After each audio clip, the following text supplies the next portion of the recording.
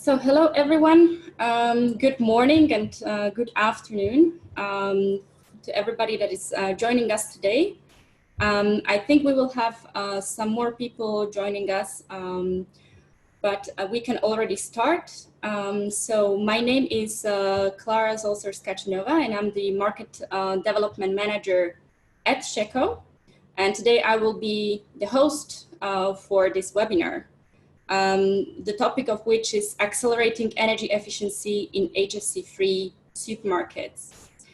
So before we start with the webinar, I would just like to give you some practical introduction. So some practicalities for those that are having problems with the sound, you can adjust the audio by clicking on the option for audio settings, and you can test the speakers. The microphone for all the participants except for the speakers is mute, so this is why you cannot interact verbally, but you will be able to put in your questions and comments. So by clicking on the Q&A option next to the audio settings, you're able to join the discussion. So feel free to type in your questions or comments anytime during the webinar. And if you could please also indicate to which speaker your question is addressed to, so that we can then appoint the relevant speaker to answer. So the questions will be taken at the end. But that doesn't mean that you cannot enter the questions already during the webinar. If you have any technical questions, please feel free to type them in as well in the Q&A. And my colleague who is supporting me today will be able to assist you in that.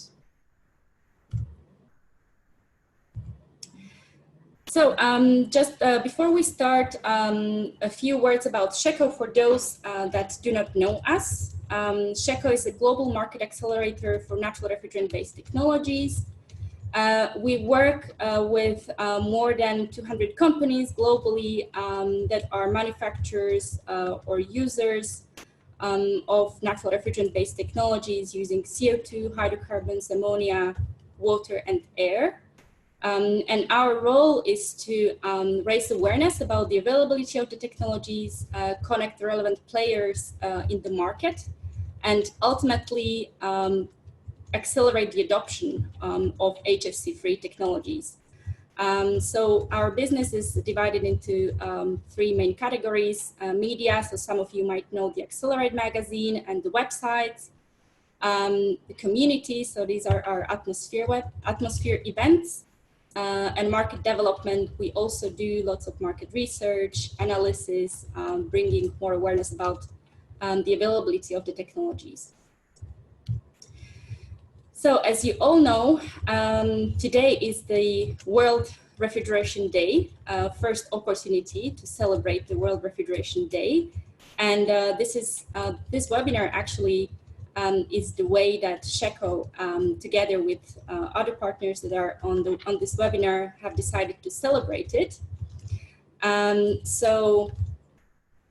We are joined here today by Metro, Delays, Migros, and the Environmental Investigation Agency, who I will introduce in a moment. So this is the overview of today's webinar. We have 4 speakers, and we are also joined by Deborah Diaz from the Consumer Goods Forum. So I would also like to give her the opportunity to maybe say a few words in a moment. So just to introduce today's speakers very briefly, so we have Sophie from the Environmental Investigation Agency, who is a climate campaigner, and she's involved in campaigns to reduce greenhouse gases in the cooling sector and also increase the energy efficient technologies. Also contributing to investigation in the illicit trade in refrigerant gases. Olaf Schulze is the Director Energy Management at Metro, who has been working at Metro already for several years. Between 2005 and 2013, he was managing director of Metro Properties Energy Management.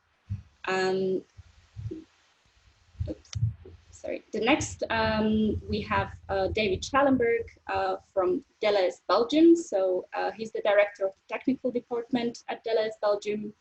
And he is an architect by profession. These days, he's involved in realizing Deleuze's ambition to reduce its CO2 footprint. And last but not least, we have Marina Escala, who is a project manager in energy management at Migros.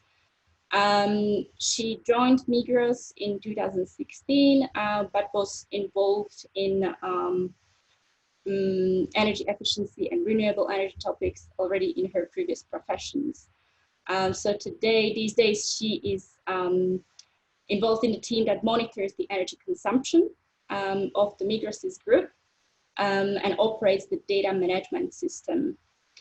So we have, I think, a good mixture of retailers who will be able to share their experiences of increasing energy efficiency of the existing and new refrigeration systems in their stores. And also Sophie will share with us some recommendations on the steps that retailers can take to improve the energy efficiency. So before I give the floor to the other speakers, I would just like to mention this report that is part of a project that we're working on together with the Environmental Investigation Agency. This report was put together to identify the technical options for energy efficient HFC-free supermarket refrigeration. It has been part of the project Global Corporate and Policy Measures to incentivize highly efficient HFC-free cooling funded by the Kigali Cooling Efficiency Program. It identifies technology options for energy efficient HFC-free refrigeration, options for improving energy efficiency in existing systems. And you can download this report from our website. We will also share this link in the follow-up to this webinar.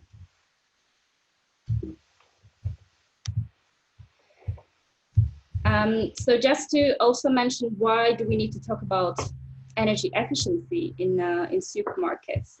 Just to share some basic facts.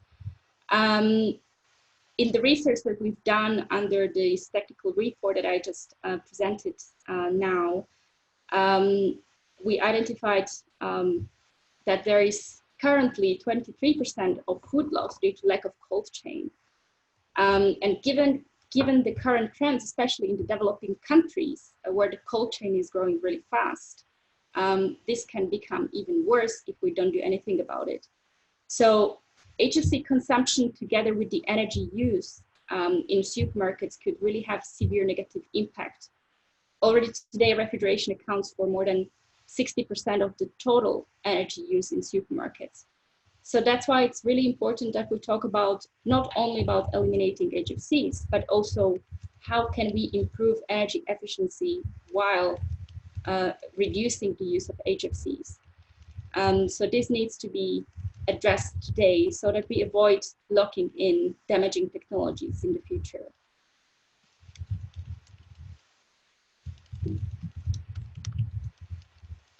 So with this,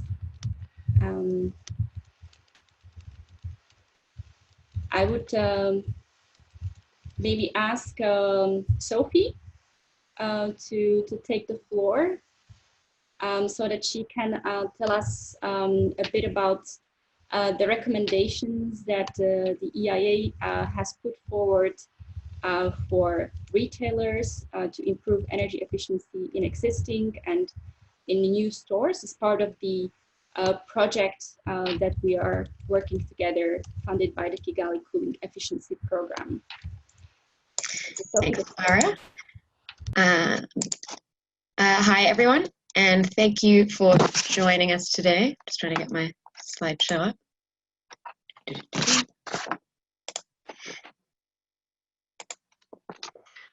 So thank you for joining us today on the world's first World Refrigeration Day to learn about accelerating energy efficiency in HFC-free supermarkets. My name is Sophie Gagan, and I work for the Environmental Investigation Agency. So as Clara said, we campaign to eliminate powerful refrigerant greenhouse gases, we expose related illicit trade, and advocate for increased energy efficiency in the cooling sector.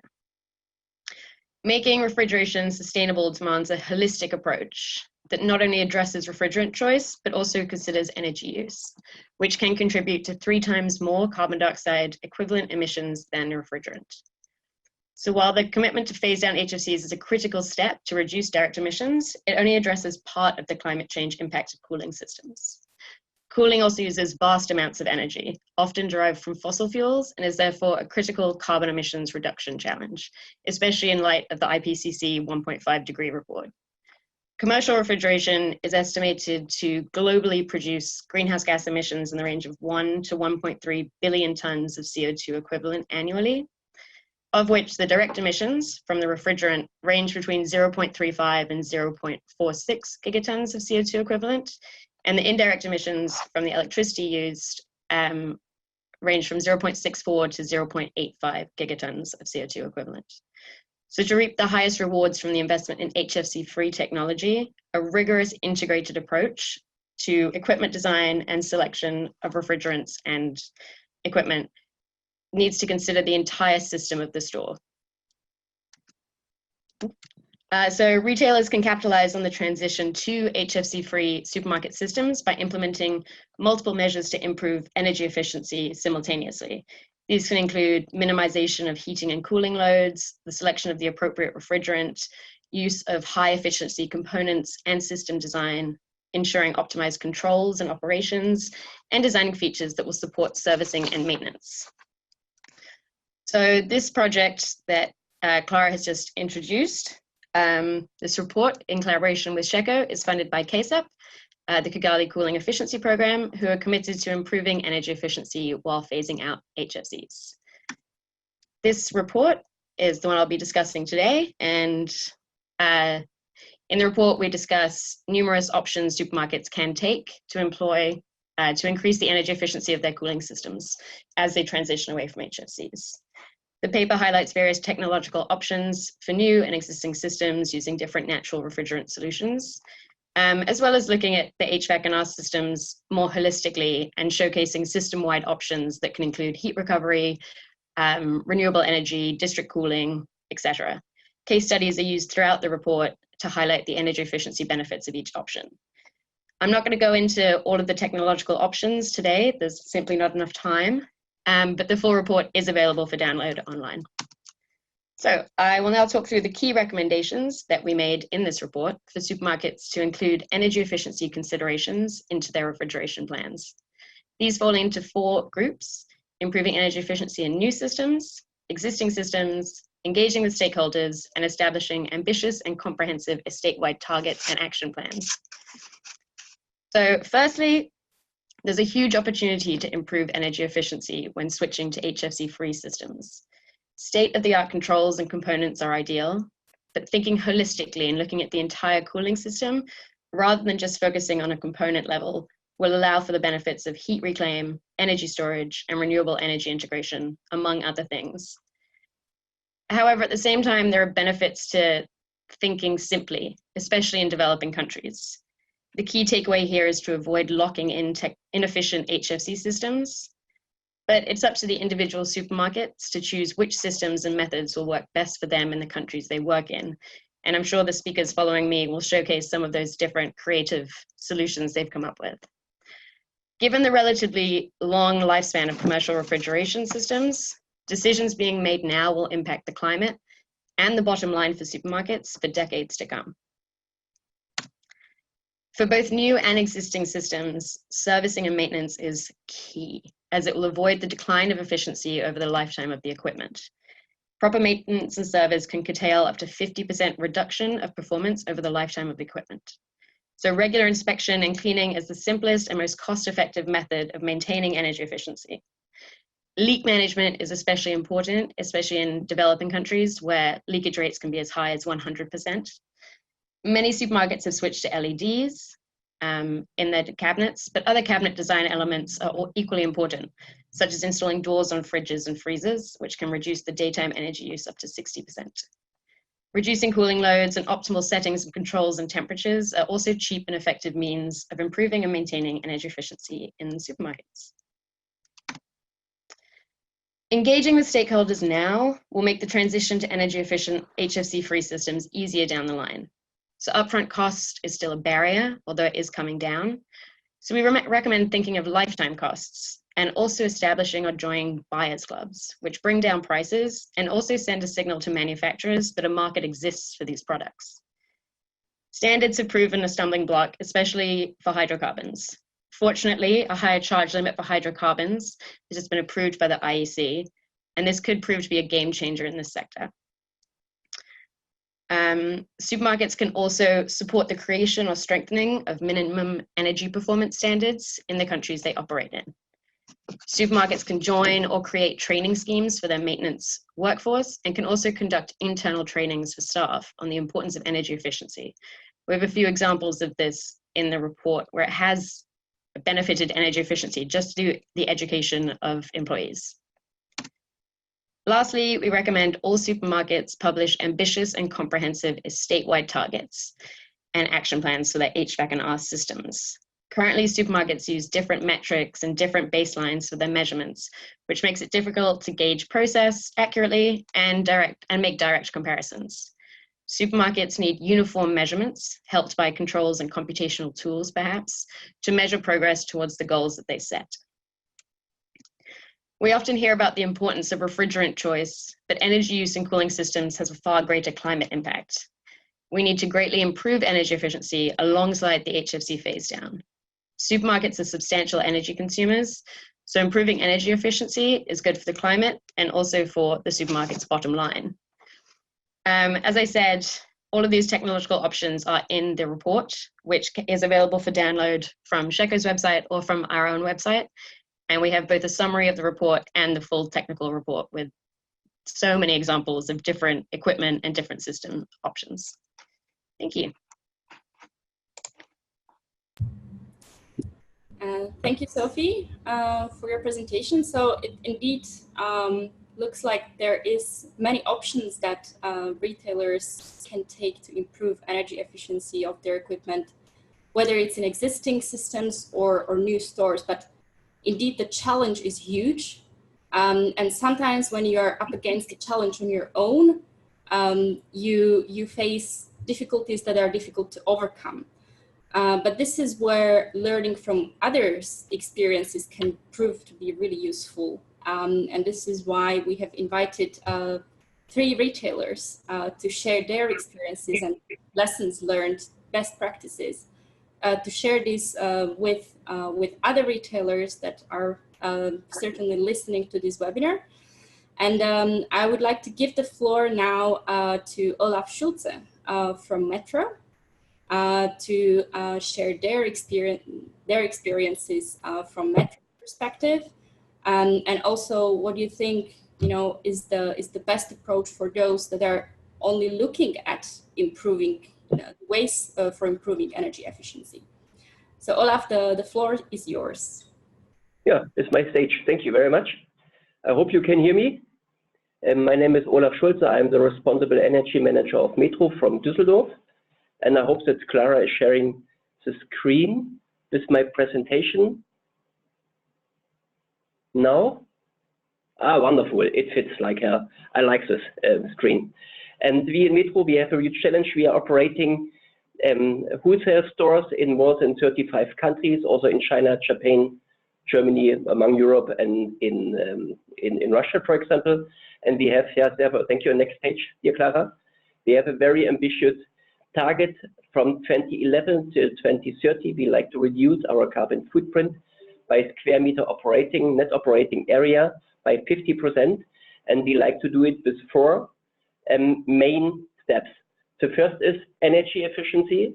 The second is F-gas exit program. The third is usage of renewable energy. And number 4 is that we are implementing in our store portfolio only green stores and zero emission unit stores.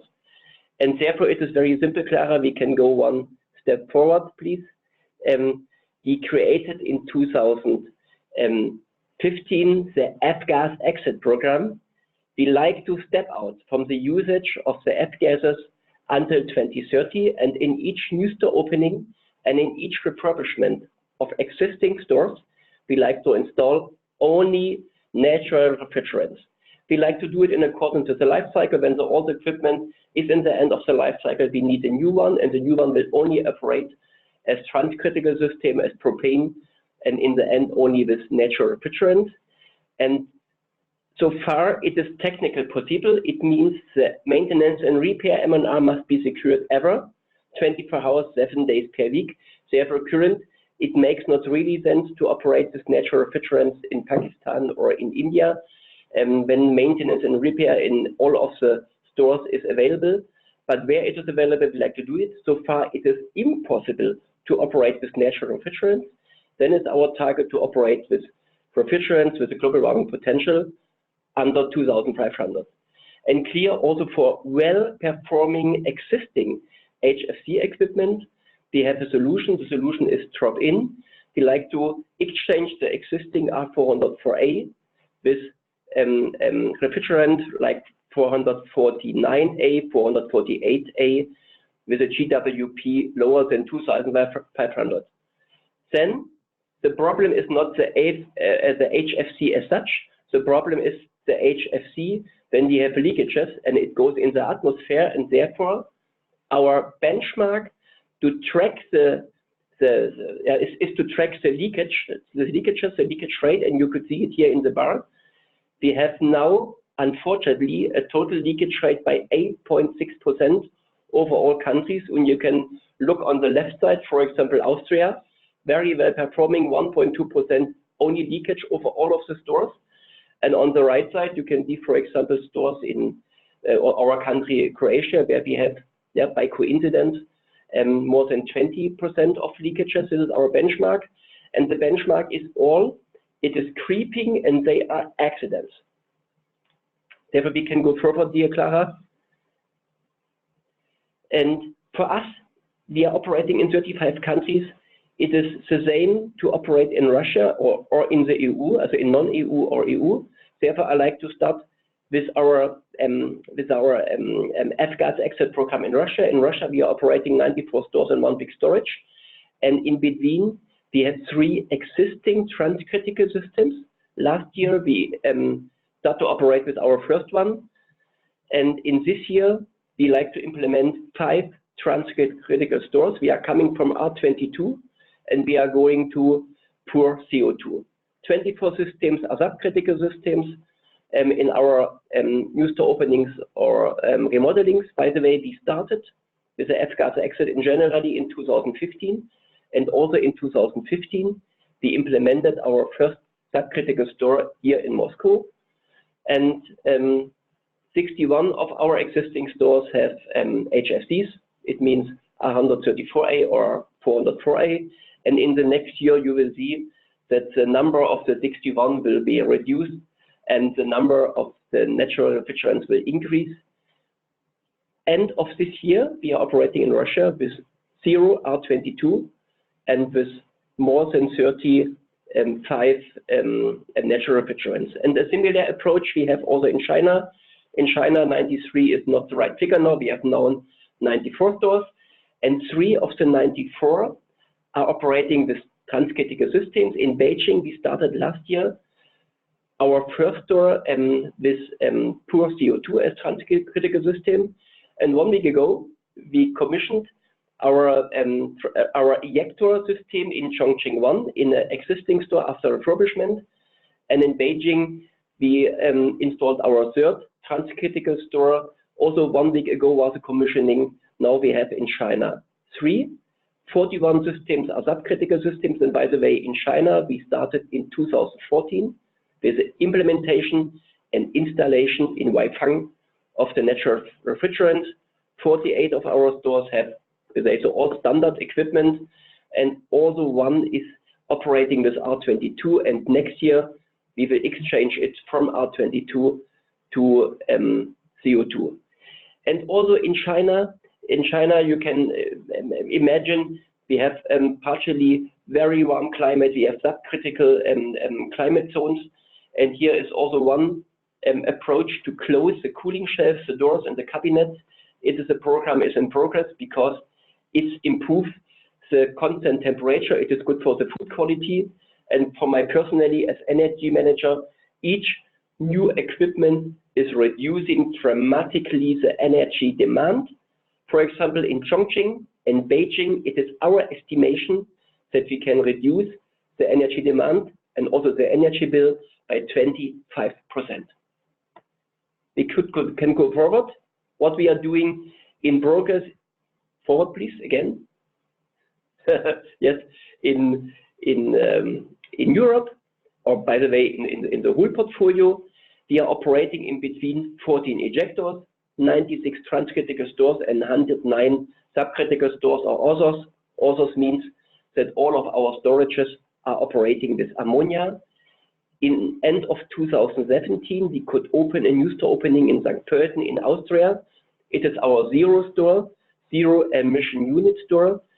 We reduced dramatically the energy demand also by injector equipment, and we are producing the whole demand of electricity, and this store needs only electricity. We are operating also in the winter with heat pumps, and we are producing the whole demand of electricity by a big photovoltaic top roof on the store. And this year, here all, we could implement in Dubrovnik also a new store opening. Dubrovnik is not in Bulgaria, it's in Croatia. A transcritical system. It was our first one in Croatia, and in May in Częstochowa in Poland. By the way, last year we opened Opole in Poland with an ejector system, and this year Częstochowa, and also in Germany, for example, Rödelheim, in 9 stores in France, or now it is in execution, in construction in Russe in Bulgaria. We are implementing in existing stores in the way of refurbishment the old HFC to new transcritical / ejector technology. What is the outlook? As I mentioned, we like to accelerate the transcritical system in Russia. 6 stores are in exchange, for example, in Ulyanovsk. Yeah, I like to go to Ulyanovsk in autumn to have a visit beside of Moscow. 3 stores in Romania are coming, for example, Prashov and Gibio, and also 3 sites in Italy, for example, Milano and Rome, are now in the standard rolling processes where we are every year implementing and refurbishing the old equipment with new one. It leads to reducing of leakage rate, reducing of carbon impact and footprint, and it is reducing our maintenance and repair cost in the far end. It is reducing dramatically the energy demand, but we are not implementing new cabinets and new technology. We are also closing the cooling shelves in existing stores. For example, in Germany we are doing it, or we are separating food and vegetable department, that we can separate the cooled from the not cooled area, and but we are doing it, for example, here with a big project in Turkey in our headquarters store. And in some stores we are going one way forward. We are exchanging cooling doors through new cooling doors. In this case, deep cooling doors. It is a thermofrost project. We can reduce the extra heating for the frame that you can see as customer through the door, through the glass to the goods, and it saves in the end per door only 300 watt, but 300 watt time amount of doors, they are in the end a lot of kilowatt hours. And we have in Metro for the energy savings one internal rule: all measures should have a payback lower than 5 years, and we can achieve here 5 years. Last page, dear Clara, and then I'm in the end.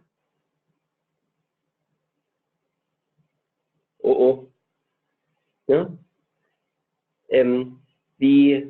The next one, please. We have an FAP rollout plan. How we are selecting, how we are making the choice, which store is the next. And our basic principle, we are exchanging only our facilities at the end of the life cycle, that we can avoid extra write-offs.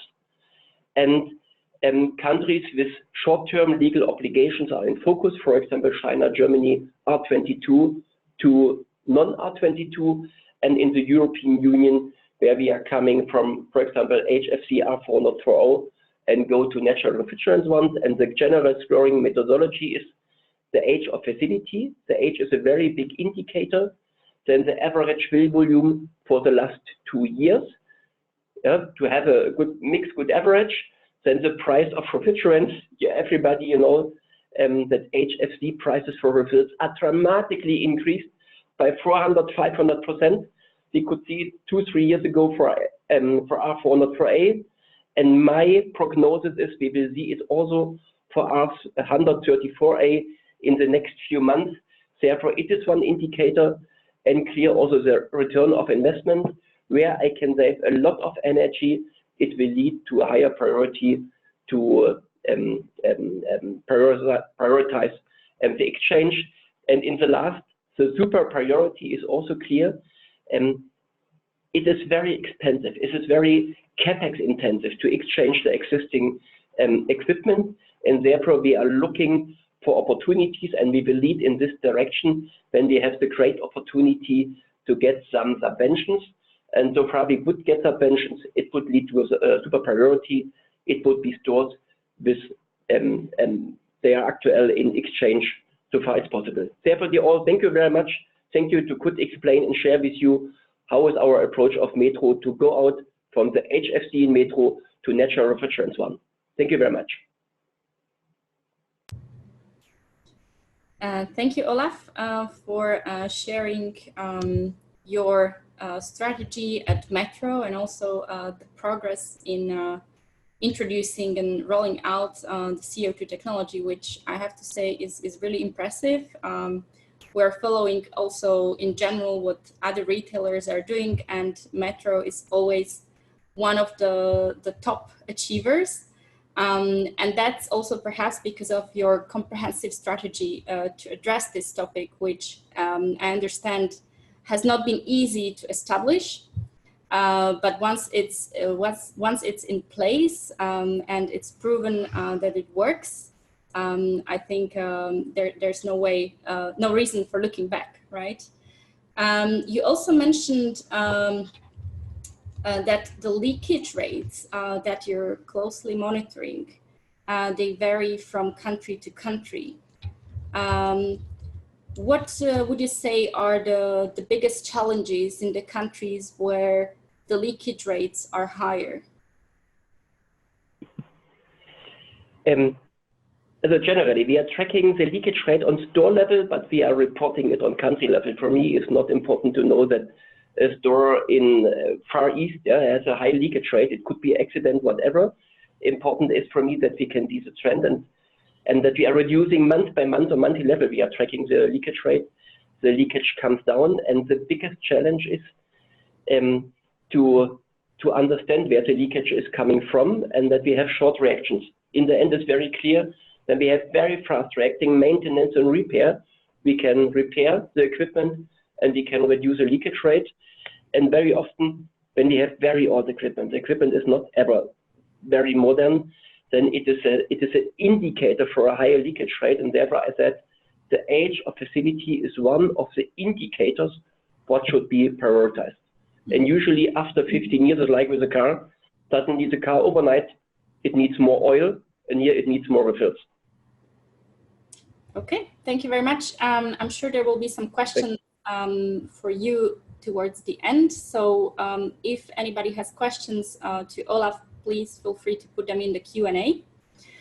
And now I would like to hand over to our next speaker, David Schallenberg from Deleuze, Belgium, who will also share the experiences of Deleuze in introducing natural refrigerants and improving the energy efficiency in its stores. So David, the floor is yours. Thanks, Clara. I'm very glad to be here. Welcome to everybody. and thanks to Shecco for the invitation to be able to present our efforts in the energy efficiency. So I put the name on our presentation, On Our Way to Carbon Neutral, and it's in fact a very hot topic within our organization, our company, that we want to go forward. And I want to take you on a short story, what's happening in our group, Ahold Delhaize, and more specifically what's happening in Belgium. So where we stand as a group, I'm not going to spend much time on this, but this basically we're a group that's present all over the planet. We have a lot of stores. We're on the Dow Jones Sustainability Index, and we want to be a sustainable retailer. As a group, to track our efforts on sustainability level, we made the decision a few months ago to move to science-based targets. And science-based targets, instead of putting our own targets, we really want to set reduction targets for greenhouse gases in line with climate change. And I think it's a great way to future-proof growth. So we don't want to put targets that are not that are just valid and readable for people that know our company and how to understand them, but we want objective targets that we will communicate about, that we will be transparent about, and that will show where we want to go. As a group, our greenhouse gas emissions aim for a reduction to 30% by 2020. The benchmark is 2008, and we want to decrease the average GWP. So that's on a group level. Where we stand today, globally, we can say 13% of our stores are equipped with natural refrigerants. The bulk of the installations is installed in Western Europe. And for the last months and year, we also have installations in Serbia and Romania that have been built. When I then focus on a little bit what's my scope within this big organization, it's in Belgium what we're doing over there. We're already a little bit further ahead, and I'm very proud to say that in the group Delhaize, together with our Dutch partners and colleagues, we lead the way, and we already reduced our carbon emissions by 44%. The slide that you see here is a little bit a synthesis of the actions that we already took, ranging from doors on low temperature, mid-temperature cabinets, LED lighting, electronic expansion inverters, which lead to capacity reduction, leak management, and then, of course, transcritical CO2, which has become our default solution. Today, with our average GWP in our company-operated stores in Belgium, we arrive at 1,656.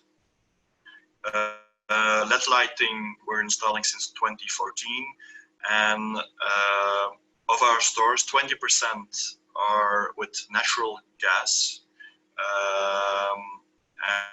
and also, natural gas free. So it means that we already went off the carbon fuels, and so we don't have any gas connection any longer in the store. We work with reclaimed heat to heat the store and to provide hot tap water. And so in Belgium, about 2 out of 3 stores are equipped with natural refrigerants.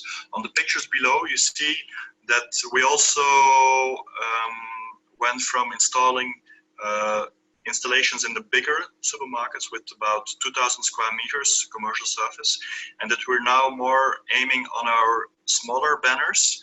And that when I talk smaller banners, I talk about the smaller convenience stores that you find in the city centers, which are only 150 square meters, and where we installed several CO2 installations, and where we also use a lot of plug-in propane cabinets. So what's ahead of us, and what will we do to further decrease our CO2 footprint? So we want to, we're going to put everything on technical innovation, and together combined with raising awareness within the organization and also with our clients. So it's, as a company and as a food retailer, we know that refrigerants and food waste are one of the two major factors that impact climate change. So we work on both. And when I talk on a building level, so we brought forward to make it more comprehensible within the organization. We work already with a Nutri-score for products, where we rank from healthy products to less healthy products, with the EB to E score. But we did the same for our stores. So we ranked our stores in energy efficiency. And we see then as a result, and it's a little bit like Olaf told before, you can prioritize projects, and you see that stores with older installations have a tendency to be less efficient, more energivore, and so they're pushed and prioritized for remodelings. Also, the store ranking helps us to create a certain awareness in the organization with a food retail, or the retail operations that are always pushing sales and want to go forward. For them, it's very important to also have reliable installations and that work. And for example, the last few days in Belgium have been very hot, temperatures around 33 degrees. So today it's a real stress test for our installations. And we see that, for example, CO2 and the integrated installations with parallel compressions, they hold well. Older installations need more care. So we target by 2020 also the GWP to lower it to 1,333. And then we have two ways of working. So we look at the whole cycle always, the whole loop, and that's a little bit, we look at from the warehouse over the transport to the stores. The way of handling energy efficiency in stores is leak management. I think Olaf also mentioned before, it's key. We also see that prices are raising of the HFCs. So it's another reason to move as quickly as possible. We put a lot of energy in preventive maintenance. We work a lot with our cooling contractors to create appropriate SLAs and to follow up on them. And we tightened a lot our contracts, and we work much more closely with them to avoid incidents. When we go to a new store and we do a remodeling of the store, a net ref installation is the default solution. So we did some deep dive also, because within our organization, there were at some point some doubts about the efficiency and reliability of CO2 installations. And so we analyzed it, and we came forward that, in fact, there are not more breakdown or incidents with a CO2 installation than with other installations. And that's, for us, very important signal also to be able to build further and to go further the way the road we're going. Technical innovations, we're looking at adiabatic coolers. We also work energy storage by using used battery packs of electrical cars to replace diesel emergency groups. We're also looking to improve the remote control of cooling installations, and also e-power harmonizer. It's a way of harmonizing the curves of the electricity, which leads to a more efficient curve, and this also leads to energy efficiency in the store. Another point is the sourcing energy. We will also, the purpose is to consume less and to source better and to go more for a sustainable energy. Renewables is very important, so we switched already to green energy for all our operations. So this is one of the biggest switches that we did. Combined with that, we're investing in renewable energy, solar panels. We're adding a big solar plant on one of our warehouses. We're also looking into wind. We had a building permit which was unfortunately refused last year, but we're looking for a new location to put a turbine, and we're looking also at air. I added one point, we went further also with biodiversity, because I know it's a little bit, it's the way we look at things, it's an holistic way. We look at the whole cold chain from the beginning to the start, but also, if you remember well, I showed this project a few times. It's an urban farm on top of a supermarket, where the glass house on the roof is heated with the reclaimed heat from the transcritical installation of the store. And so we added biodiversity, and we added some beehives on the farm's roof to improve also in the city center I would say the biosphere, the urban biosphere. What's going on and what's next, what we're planning. So we're planning in our different buildings, different actions to go further. Like in our warehouses, we're adapting cooling installations with new steering technology.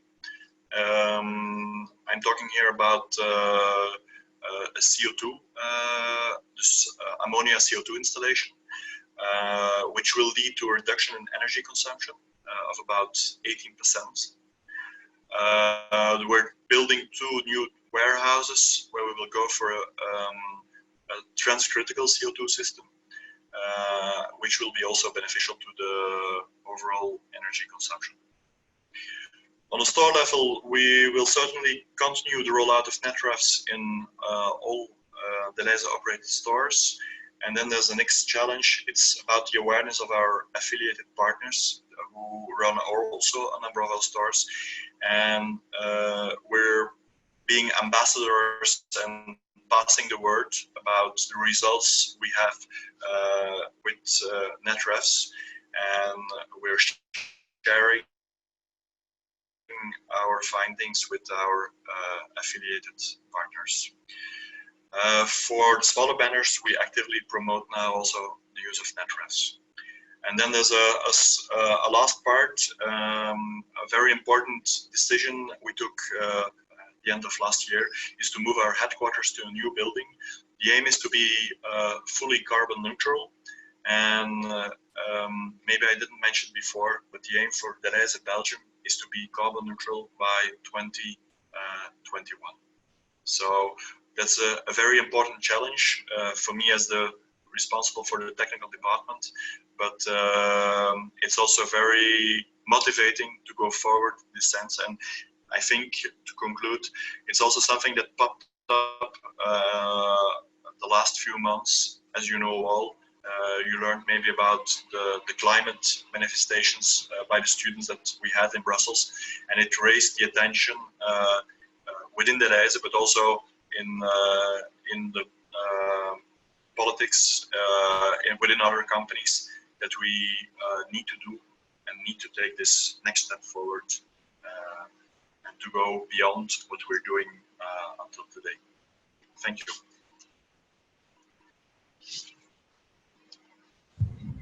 Thank you very much, David, for sharing your experience and your company strategy, which indeed is very comprehensive and important aspects that you've mentioned. It's not only about the supermarkets, but also about the small store formats and the cold storage to transport. So it's a comprehensive package that we need to be looking at and addressing for reducing energy efficiency and HFCs.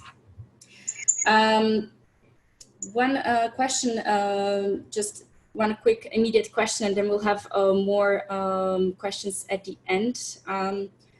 You mentioned that Deleuze has set a GWP target for its stores. Can you perhaps explain how this target is determined? Is it for each store, or is it for all stores, new and existing? And is it for Deleuze Belgium only, or for the whole Ahold Deleuze group? Just to understand. I just didn't understand the first part of your question. You talk about the science-based targets, I suppose. The GWP target. Yep. That you have. Okay. Okay. The GWP target is there is a target on group level, and then we report. Each operating company reports about where they are. And so, as you see, the number that I showed is the number for Deleuze, where we stand today, and we lowered the GWP already considerably by, let's say, I think about 90 of our company-operated stores are on CO2, so are using net refs. The rest, we also worked with drop-in fluids because we also were confronted with the rising prices of the R404. And then when you have a leak, what do you do to cover the time until you arrive at the next project, at the remodeling? So sometimes you have a breakdown on installation, you need to repair it because operations have to continue, and then you have to just cover the time span until the remodeling starts. Mm-hmm. And that's where we use this drop-in as a, I would say, a temporary measure to cover the time in between. Yeah. And we report on a group level. Also with the science-based targets now, we're working on a group level. And it's also about harmonizing the results as a group. Because also as a group, we understand, we see in between, for example, what's happening in Greece or in the States. You have different contexts, different regulation and legislation. So we want a clear, standardized way of reporting on that. And we will also communicate openly about it. So that's one of the next step that's ongoing. So today we're just in the middle of doing the whole analysis. It works with different scopes. We're focusing on our own scope, but also science-based targets goes also about how does the company you work with, how do they address carbon emissions? So it's really looking at the whole chain. It's an end-to-end approach. Mm-hmm. Okay, very good. Thank you very much. And last but not least, we have Marina Escala from Migros, who will share also what Migros is doing in terms of reducing the emissions of its stores. So Marina, I leave the floor to you. Thank you, Clara. Hi, everybody. I hope you can hear me well. And thanks a lot, Shecco, for the invitation. So I'll share with you in the next minutes what Migros in Switzerland is doing in this adventure of getting all supermarkets very energy efficient and also HFC-free. Just 2 sentences about Migros for those who don't know it. Migros is the largest retail company in Switzerland at the moment, and we have over 690 supermarkets all over the country, which is anyway a small country, but that's it. On the right side hand of this slide, I wrote down the 5 key points we think make the most of the Migros strategy. So the first thing is to think ahead, to feel the changes that are coming and reacting before the changes overwhelm you. Second point is to have a clear strategy and review it regularly. Third point is to monitor the key parameters. And the fourth point is about exchanging information via campaigns, via workshops inside of organization, especially with big organizations. This is of utmost importance. And finally, the fifth point would be to be brave with pilot projects and also multiply the good examples. So I prepared one slide for each of these points, and I'm going to share those experiences with you. About the point thinking ahead. What you see here in this graph is the share of the different groups of refrigerants in the Migros stores, beginning 1984 and up to now. What you can see here is how we transition from CFC towards HCFC, later HFC, and finally natural refrigerants. Also very important in this slide for me is the two columns, the red one and the orange one, which mark the year in which the bans for CFC and HCFC came into force in Switzerland. And as you can see, Migros started already before to transition to the next generation of refrigerants before those bans entered into force. Of course, here it makes a lot of sense to see what's going on politically. So Montreal Protocol and Kyoto Protocol, now recently the Kigali Amendment, are very important key indicators what's going to change, in which direction are we going. Also the prices of the refrigerants, which some of my colleagues already mentioned. These is information in the air that we use to react before the changes overwhelm us. Monitoring the key parameters, it's also very important. What we do at Migros is annually, we update the statistics on the refrigerant use in every store. Every of these 690 stores report yearly the kilos of refrigerant, of each refrigerant, the amount of installations, and also the leakages in all the refrigeration installations, meaning commercial refrigeration, AC, and heat pumps.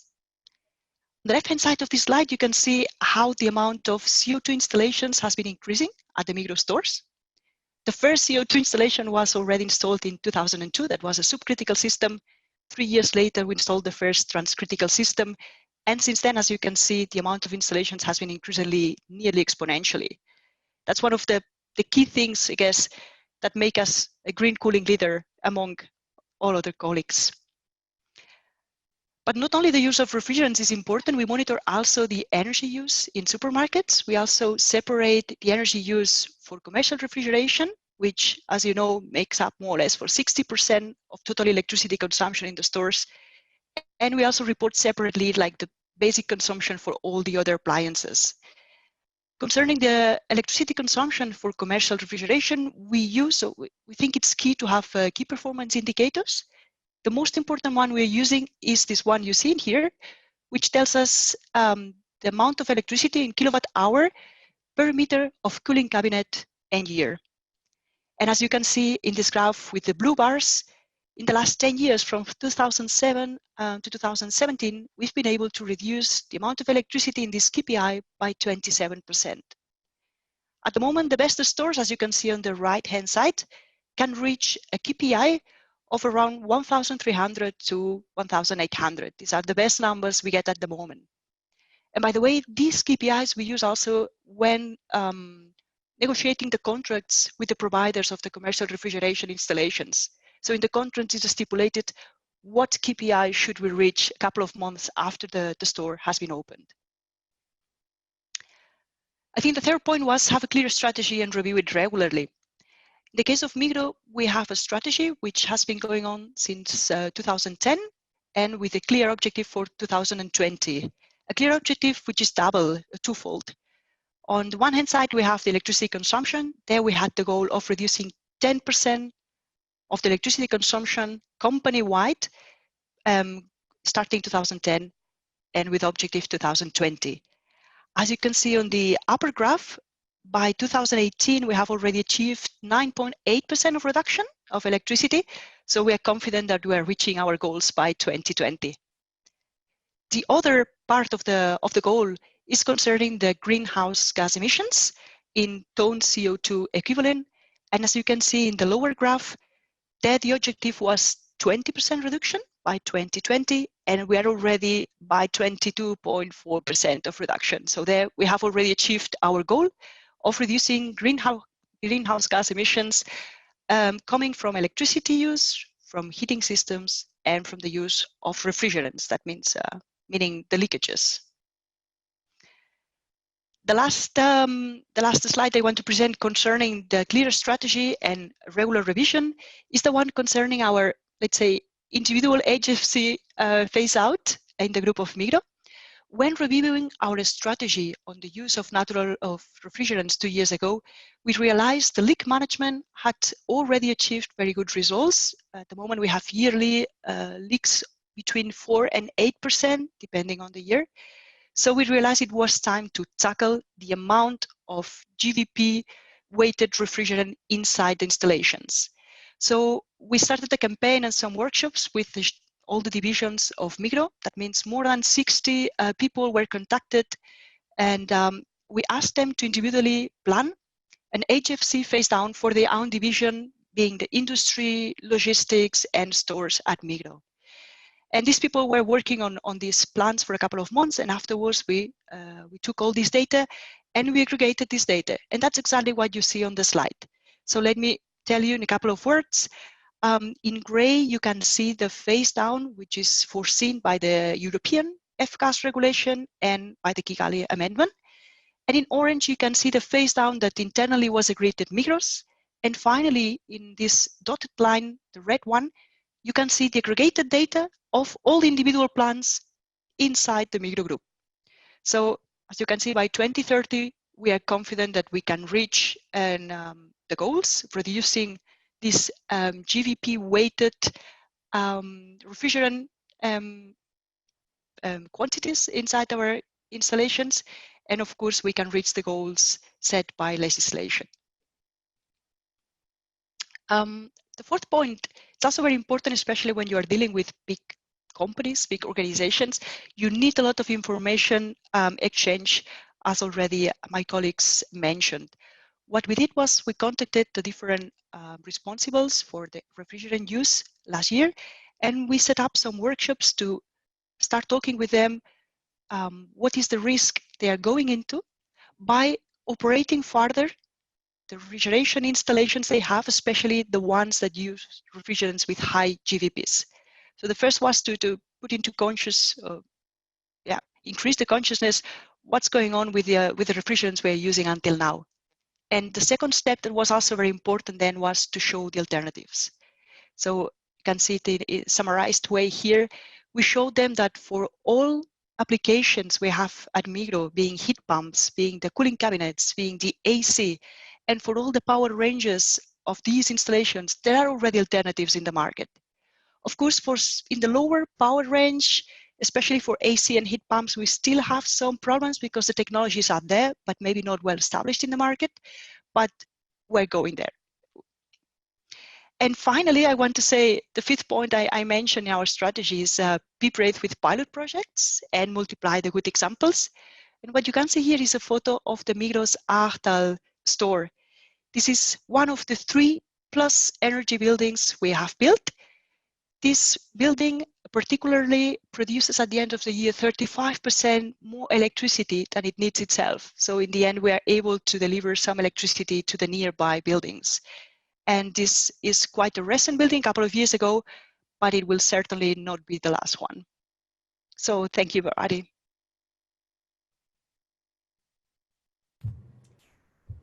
Thank you very much, Marina. This is actually a very interesting example that you mentioned towards the end of your presentation, because also I think in general, the trends we are seeing, especially in Europe, is the shift towards zero energy stores. And the case that you've presented is actually going even beyond that.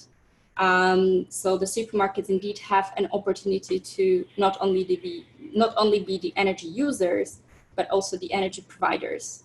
Is this something that Migros is looking to continue going forward? Because this was a pilot project. So do you think there will be more of these stores in the future?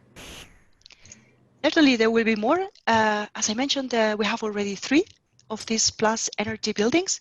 Of course, it's not always possible to build those ones because they are built from scratch. That means only when there is a new store in a new free place, we are able to plan well ahead in order to integrate all the necessary systems, the heating, the cooling, the AC, everything, to integrate it in such a smart way that we can have a plus energy building.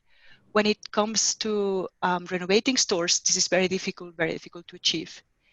Currently, we have a rate of 30 to 40 stores, which are either newly opened or renovated.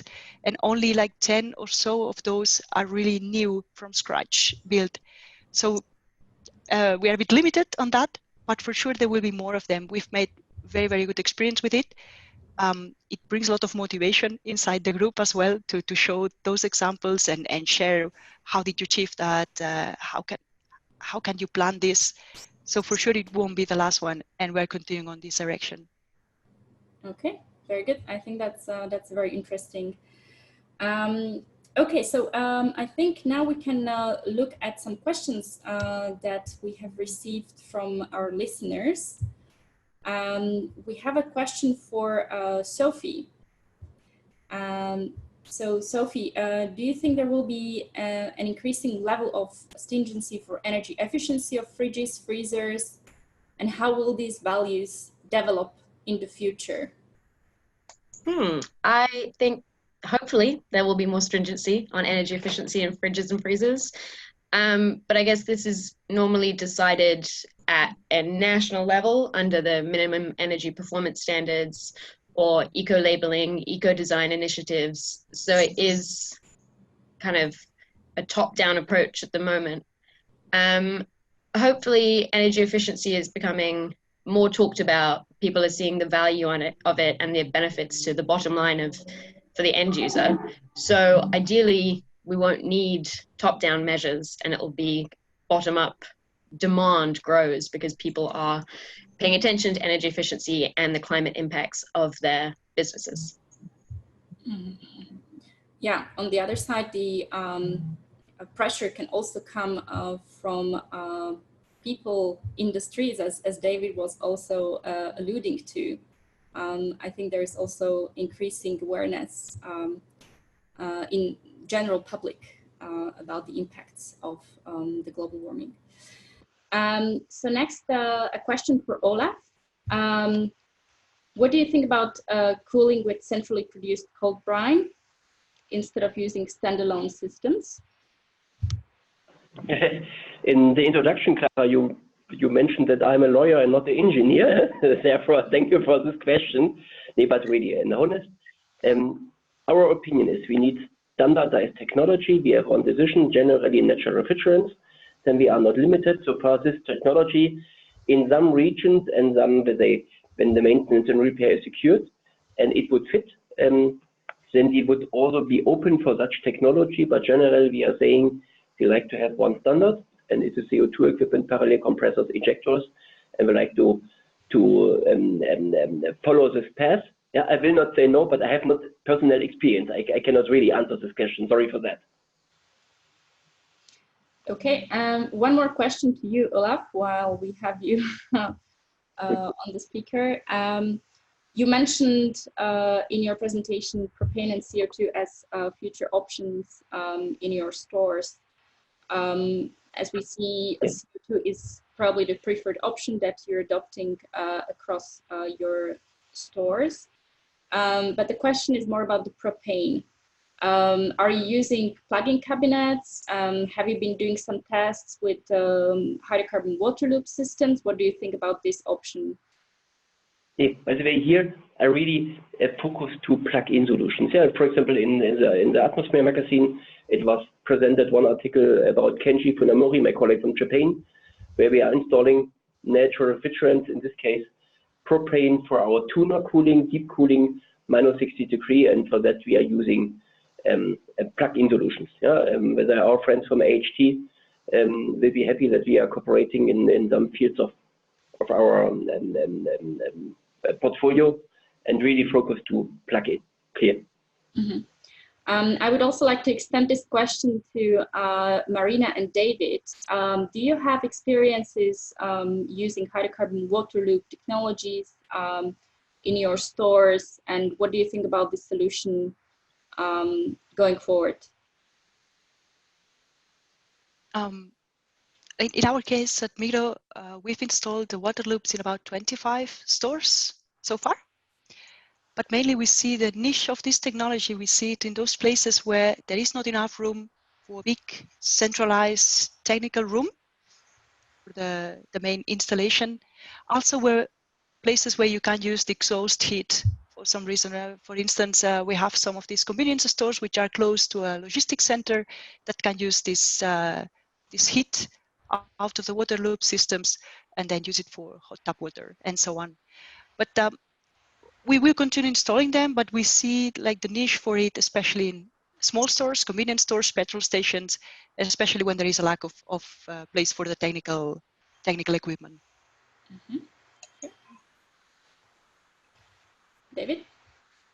Yeah, for the smaller banners, we more look for the plugin, and with the water loop, less experience on that one in smaller banners. So it's depending on the space, as Marina says. Like if you have the space, and we know that we are on a economically viable location, that we're going to stay for 9 years or longer, then we will put a centralized installation. And then but when we see that, for example, that we take a location that's, I would say, that's at risk, and we don't know how it's going to work out, we just aim for plugins because it's more easy to move the installation and all the equipment around. So that's also one of the things that we consider when installing a store somewhere. Mm-hmm. Also, Sophie mentioned in her presentation that recently we saw an approval of the IEC international standard for commercial refrigeration, which will eventually increase the charge limit for hydrocarbons in commercial refrigeration. Do you think this will have impact on the adoption of hydrocarbon-based technologies for your stores? Is that something that will make the technologies more available in terms of the cost, because for bigger systems, you don't have to use multiple refrigeration circuits, for example. Will this have an impact, do you think? I think it will. It will. And now we're looking more like the plug-in solution for the smaller stores. But we also have this size, the in-between size, I call it, like 400, 500 square meters. And I think with the new line of equipment that will come out, it will create other possibilities. I think we're now more like, we've scaled down from the bigger stores to the smaller banners with CO2 installations. And I think with this new development, you can scale up from plug-in cabinets to larger stores. And with this larger charge, I think it will offer other possibilities. But I'm also waiting for the equipment to come out and to see how we can make good use of it.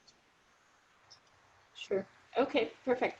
I see that we have some more questions piled up, but I also see that we have run out of time. So I would like to now thank all the speakers for their presentations and all the listeners for attending this webinar.